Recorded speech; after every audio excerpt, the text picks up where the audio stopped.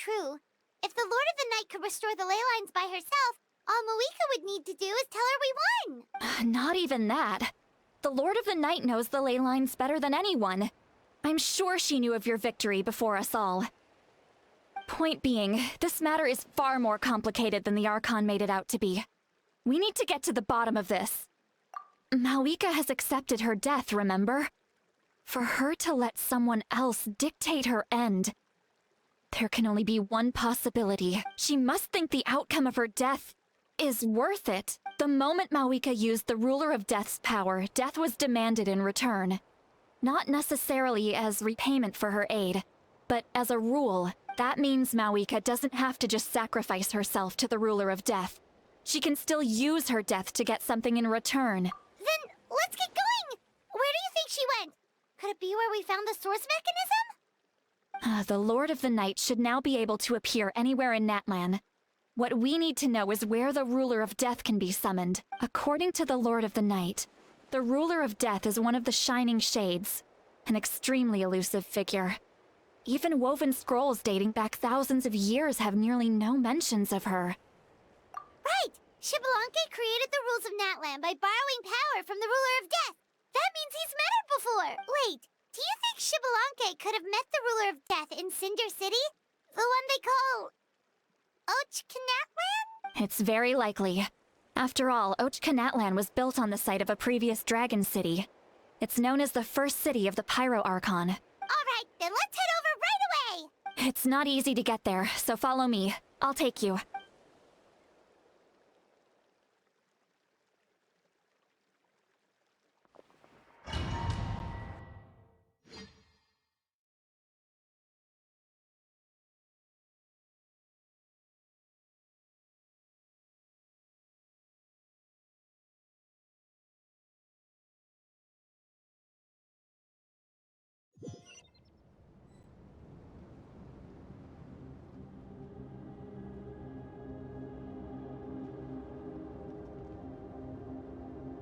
Man, this place really is hard to get to. And, Paimon wasn't the only one who saw that weird thing up there, right? All those eyes inside of it? Talk about creepy. I believe that's how the Ruler of Death keeps an eye on Tevat. Quick, this way! We're almost there!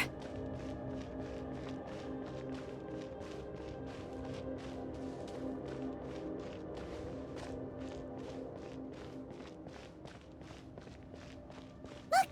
It's Moika!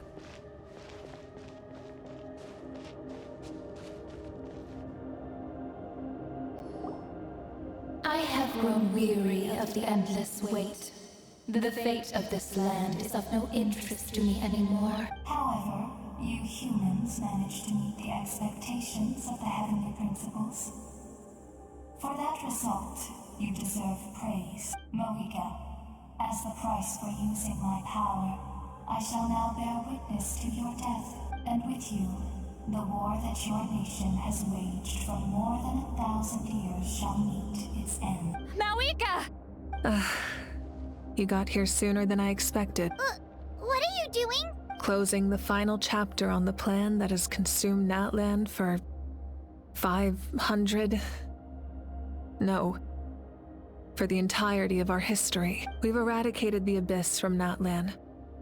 But its power remains in worlds beyond Tevat. Tremendous and unyielding. Only by completely restoring the Night Kingdom can we defend against its corrosion in the long run. But the architect of the Night Kingdom is near her end. She lacks the power for such a task, and worse still, if her life force is depleted, the rules of Natlan disappear along with her. We have no need for the Ode of Resurrection right now. But it remains Natlan's strongest defense should the Abyss return one day. So, you're planning to... Yes. My plan is to once again place my life within the sacred flame. 500 years ago, I gave my life for the chance to be reborn in this era, a chance to see all my plans to completion. And now, to sustain the Lord of the Night, I will give my life once more. I respect your decision, Malika. But this method requires an immense sacrifice. The flames of your life force are exceedingly strong. But a life sustained by fire is one destined to die out one day. What will you do then? I've thought about that. With the Abyss out of the picture for now, the Sacred Flame's power will be consumed at a much slower rate. My life force should be able to sustain it for another 200 or 300 years. Future Pyro-Archons will continue to seek new sources of fire. As long as Natlan's legacy endures, the Night Kingdom will survive, impervious to the Abyss.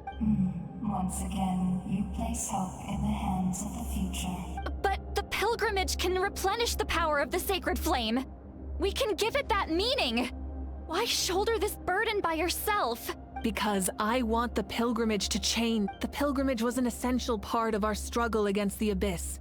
A grand competition full of promise and glory. But it also chained our people to an inescapable destiny. Fear and anxiety have been our constant companions. We knew what the consequences would be if we laid down our arms. Morality left us with no other choice. And so, Natlan became the nation of war. This is where Xbalanque defeated the dragons and granted our people the liberation of their flesh. And now, in the same place, I have the chance to grant them the liberation of their spirit. There will be no war, only competition. One fueled by our dreams for the future, rather than a desperate struggle for survival. A new future deserves a new meaning. A chance to take a definitive step forward. Very noble indeed. But what does any of this have to do with you? You speak of duty, but not yourself. In my eyes, Malika, you are not inherently special. A child of Natlan among countless others. Yes, the situation is urgent, and the ley lines must be restored right away. But it is too heavy a burden for you to shoulder alone. That is where we differ, Lord of the Night. You see all humans as the same, but I understand what it means to be a leader. A leader is swift and decisive in the face of reality, someone capable of making the right choice even when there are no good options on the table, sacrificing the remainder of my life to help Natlan overcome this crisis. That is the right choice. After all, leadership is built on the trust of ordinary people. Without them, there is no Archon. The people look to their leader to make the world a better place and stand up for them when it counts. For that reason, I must see my duty through to the very end. But what about you, Malika? You still haven't talked about what you want. Is it that unimportant to you? It's not important, Citlali. There is nothing more important than protecting the future we built together.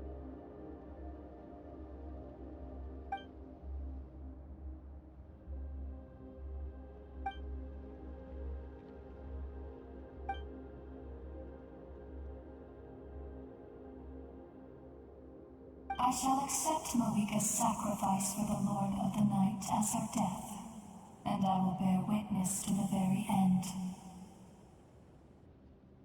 Thus concludes the deal I made with Xbalanque several thousand years ago. Lord of the Night, you may now begin.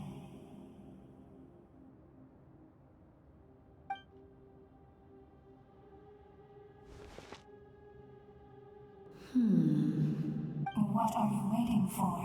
There is another who wishes to take part in the ceremony.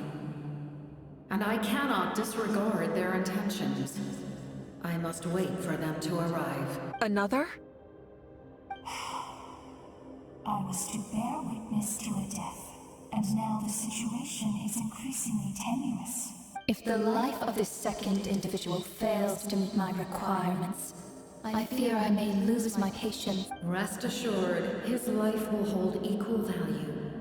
I am the helper of humanity, and I must always place their demands first, no matter who the human may be. Cumbersome. But there is nothing to be done. Such is the duty of an angel. Wait, this feeling. We made it.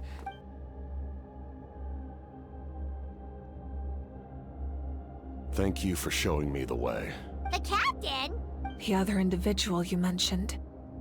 It was him? Indeed. Like you, he carries many lofty ideals. Mawika, I understand how you feel. And if I were an ordinary mortal, I would have no reason to stop you. But like you, I've been waiting for this day for too long. And I can offer a better solution. You created this new future, and you deserve to guide its direction. Your life should not end here, but death is the end I have been trying to reach all along. I have come this far to use my death to open the gates of the ley lines to my people. Your people? That's right. They have been with me for the past 500 years. But how? Carrying that many souls within you? There's no way you could keep your consciousness intact. Besides, you weren't affected by the source mechanism like I was. Do you still remember the voice that you heard? It came from my heart. With the help of technology from Conria, my heart was modified to convert memories and souls from the ley lines into knowledge. As a result, I became extremely sensitive to souls, and developed the ability to sense their presence. Much like yourself. After encountering countless lost souls during the disaster 500 years ago, I forsook the capacity for knowledge granted by the modification, and used my heart as a vessel instead. The lives of my comrades, as well as many Natlanese, have been stored here ever since. And you want to send them home? Yes. The ley lines will not accept them. But by merging my existence with the Lord of the Night, I can become master of the ley lines and change the rules entirely. He expressed this to me, and I agreed. The captain envisions a kinder and fairer set of rules for humanity. In addition, he aims to challenge the authority of the ruler of death. In a word, his goal is revenge. Revenge? After all, it's because of her that I bear the curse of immortality, the curse of absolute light. I now understand that which you seek. Then, bear witness to my resolve and hatred. The people of Conria committed grave sins. And for that, we were cursed to suffer endless physical torment. Cursed to witness the demise of everything we held dear. But most of us were innocent. Most of us knew nothing of the Five Sinners' exploitation of abyssal power. Myself included. If I sacrifice my life for the Lord of the Night, you get the death you desire. But at the same time, the curse of immortality would negate the very death you seek. Left unresolved, that paradox could uproot the natural order of this world. Even you, great ruler of death, lack the capacity to bear the consequences of that outcome. Your curse is now the tool with which I will overturn the oppression of the gods. This is my challenge to you. Forsake one of your rules. The choice is yours. Your new heart has limitless potential, and you have wielded it with bravery and honor. I grant you the title of Sentinel Knight.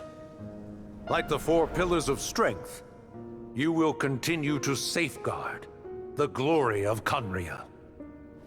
The glory of Conria.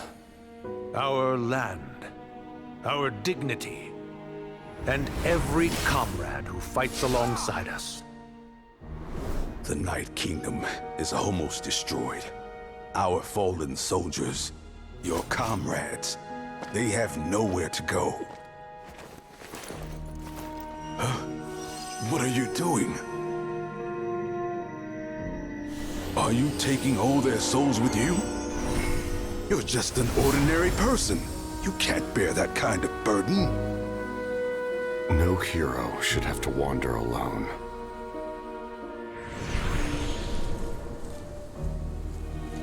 The curse of immortality. Using immortality to fight death. Using my rules against me. Make your choice. Reject your rules. Or allow me to trigger the paradox. The curse of immortality must stand. Use it to fulfill your final wish.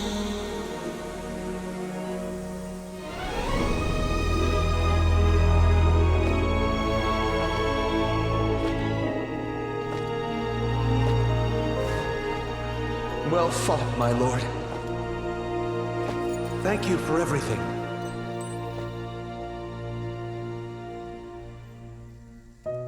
This time, let's go together.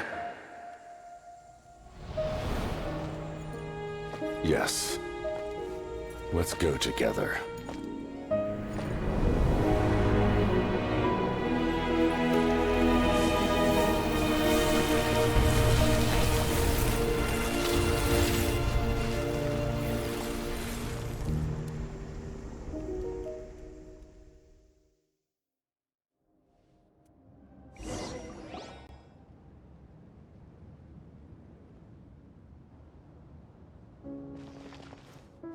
The captain, he... The curse of immortality still exists. Does that mean the captain will never move from this place? Lord of the Night, is the captain still with us? There is no need to pursue traces of him.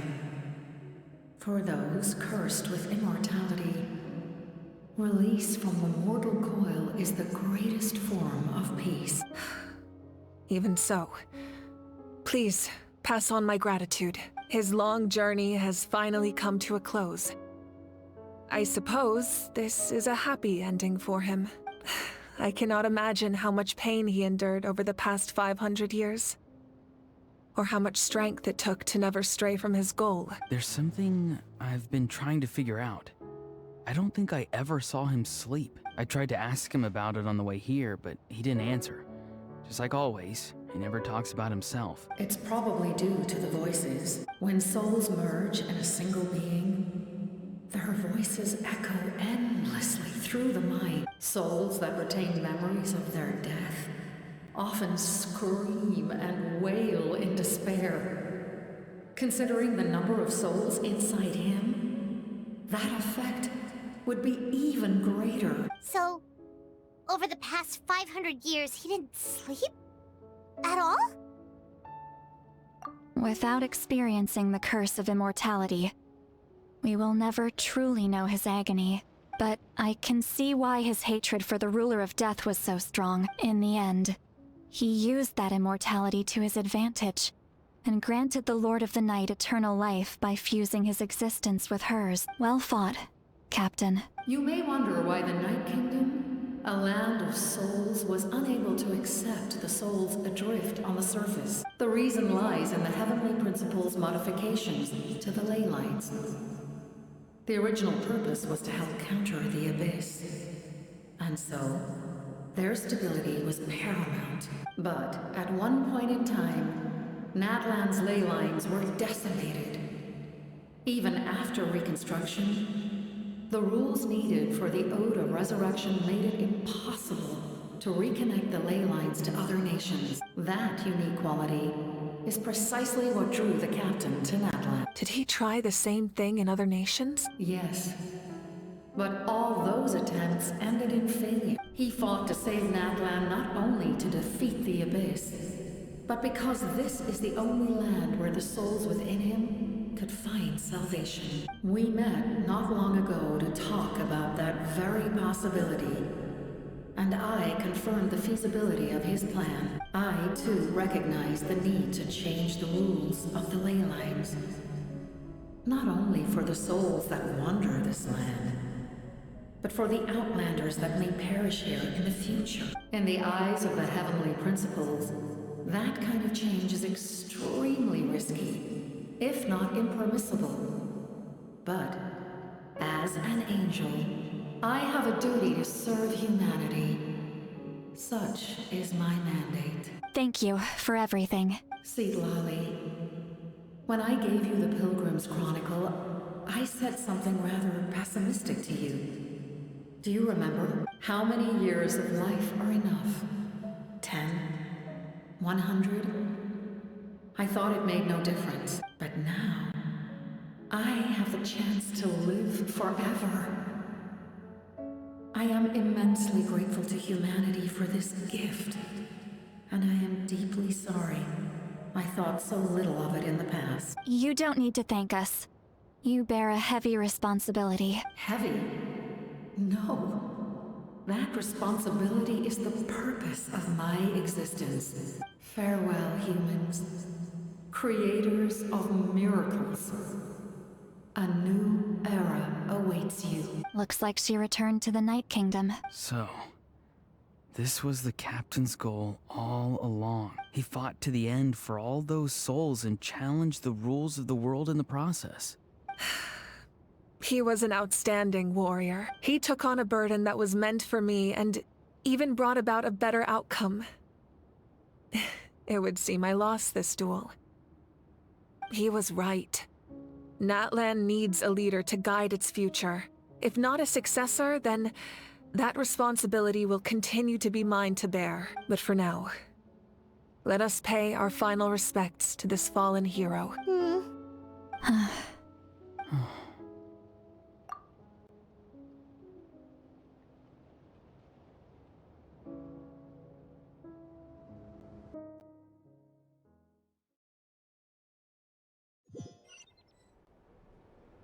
To my sister, Hine. I know all that remains in the Night Kingdom is your memory, but I still wanted to write a short letter to tell you about the situation after the war, after countless partings and farewells. Natlan has finally entered an era of peace. The pilgrimage is still a popular tournament, but now its only purpose is to showcase the thrill of competition, rather than select warriors for war. Our cultural legacy is not rooted in our suffering. In this era of peace, Natlan's fire will burn brighter than ever. With the restoration of the Night Kingdom, our people are now free to leave our borders, and many have set their sights on the wonders of Tibet. I'm sure many exciting and eye-opening adventures await them, and although our battle scars will fade, the stories of our heroes will never be forgotten. When a new you returns to this land one day, I know you'll recognize the significance of this war and all we lost. The land we love has not been destroyed, but grows stronger by the day. I will forever be grateful that I got to see you again. And when the flames deliver this letter to you, I hope you know how much I miss you. I actually got the chance to finish this painting, and not a moment too soon. It's time to bid farewell to all the fallen.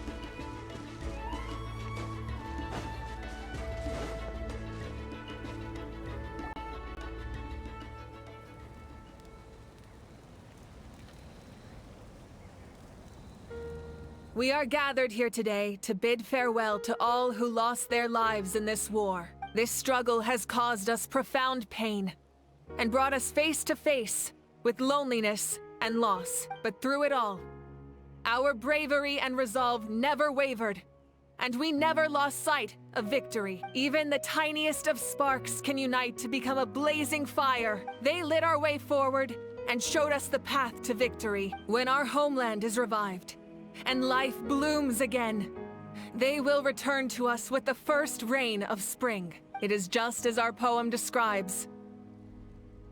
We are the inheritors of memory and legend, those who grew alongside sun and wind, those who forged our own destiny and future. That is Natlan's fire, the lifeblood of our nation. The fallen are never truly lost to us. We will be reunited one day, and as we create new legends and write new poems in honor of our beloved homeland, they will always be with us. Their deeds immortalized in our memory, and their names immortalized in stone. This epic will be remembered in the actions of every valiant warrior and brave Saurian, all equally important and indispensable. I would also like to take the time to recognize a Fatui harbinger who sacrificed his life for our cause. He was a warrior from Conria who helped defend our nation 500 years ago. A man who used his own heart as refuge for the souls of the fallen.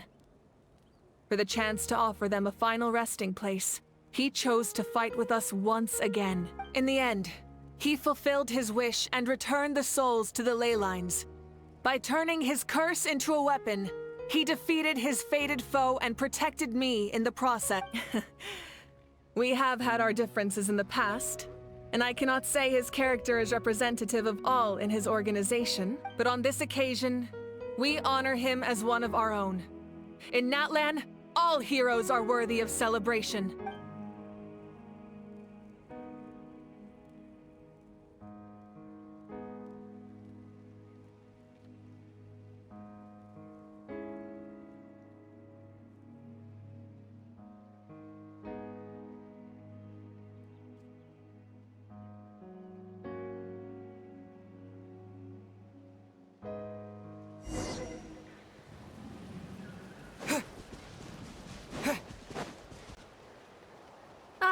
Our heroes here.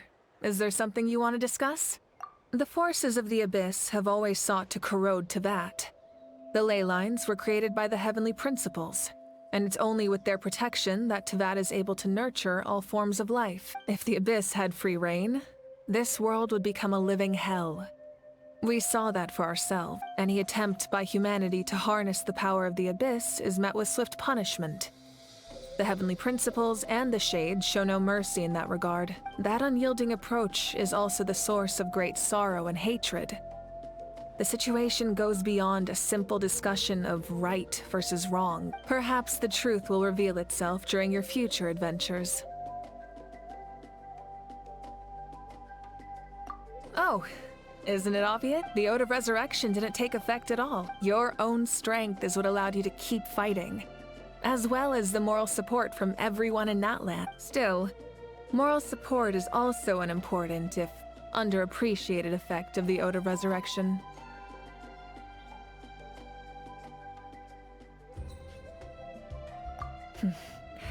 The captain's subordinates sent us a letter he left behind.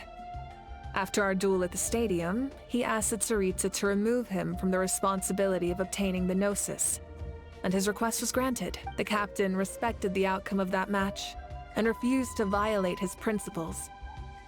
But since this is the final Gnosis, I doubt that Tsaritsa will let the situation stand. Perhaps a replacement Harbinger will be sent here soon. I'll make sure to be prepared.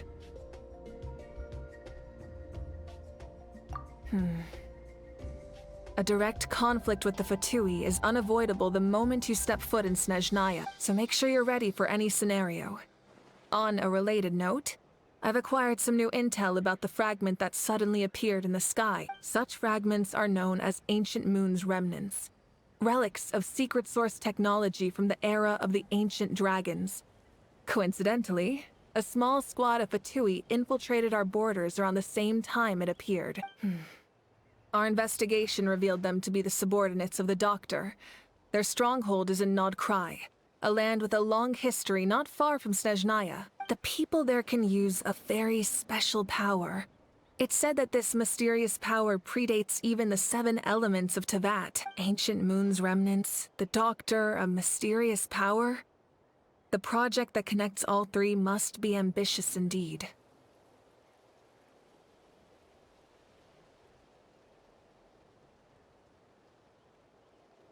Huh?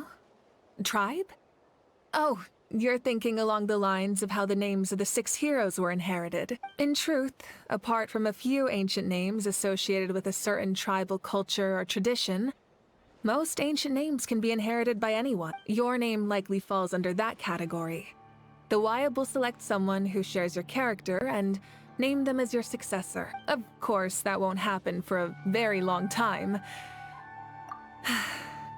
The long journey of the Pyro Archon has now come to an end. Together, we overcame darkness and death to accomplish something truly remarkable. As we celebrate your glory, allow me to thank you once again. This time, just as Mawika. Thank you for the respect, understanding, and support every step of the way. An honor we share. You can keep chatting with your friends nearby. I think I'll stay here for now and watch over them.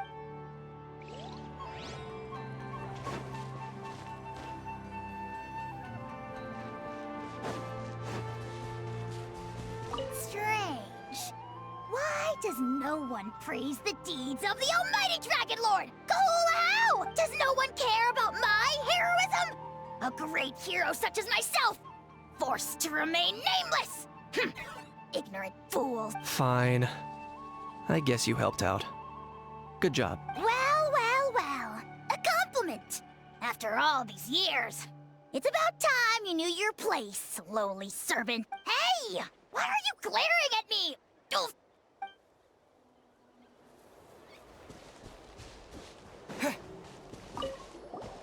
Muscles grow stronger through periods of strain.